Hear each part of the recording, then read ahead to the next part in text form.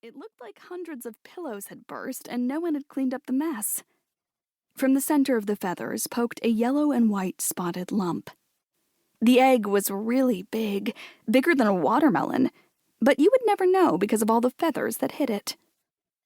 On the edge of the pen stood the little green kitten Clover had saved from the witch, staring longingly at the feathers with his emerald eyes. "Oh, Dippity, you silly thing," Clover rubbed behind his ears. She was grateful that Mr. Jams let her keep him at the agency as her pet.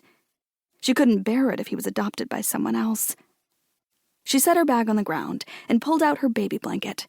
It was a soft fleece, and she wanted to add it to the nest. Yesterday, she had brought a book and read to the egg for a whole hour because she had heard that reading to babies before they were born helped them develop. Now that Mr. Jams had returned from his mission to rescue the abandoned egg, she had more time to do fun things like that with the animals. Things like taking the fire salamanders out for sunbathing and riding the unicorns for exercise. She even got to meet the delivery man who brought them supplies. And he wasn't a man at all. He was a centaur. "Stay, Dippity," she ordered her kitten as she opened the pen door. Dippity liked pouncing on the feathers, but he wasn't allowed to in case he harmed the egg. Clover waded through the soft fluff, carrying her baby blanket. The feathers tickled her legs. When she reached the egg, she tucked the blanket around its base, in the nest Mr. Jams had made from twigs and twine, so the egg would sit upright. She pressed her palm against the warm shell. Although it looked hard and smooth, like most eggshells, it wasn't. This shell felt soft as velvet, like a unicorn's muzzle. As Clover stroked the strange velvety egg for the 1,000th time, she promised, "I will take care of you."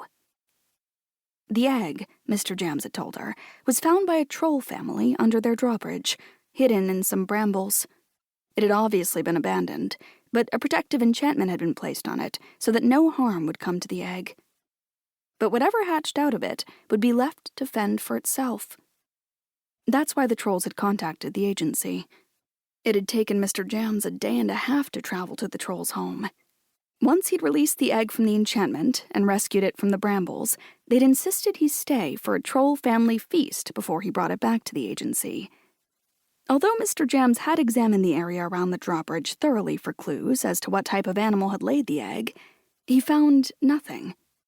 Clover felt sorry that the egg didn't have its mother to look after it, but she was glad that at least it was now somewhere it would be cared for. She continued stroking the egg until Dippity mewed hungrily. It was time to get on with the day. She was just opening the pen door when, yes, she was sure of it, out of the corner of her eye, she saw the egg move.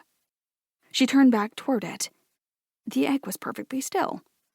She tiptoed over and knelt to place her ear against the shell. All she could hear was the beating of her own heart. She waited a minute, then let out a deep breath and stood up. Dippity remained at the gate of the pen, his green eyes locked on the egg. "Did you see that too?" asked Clover.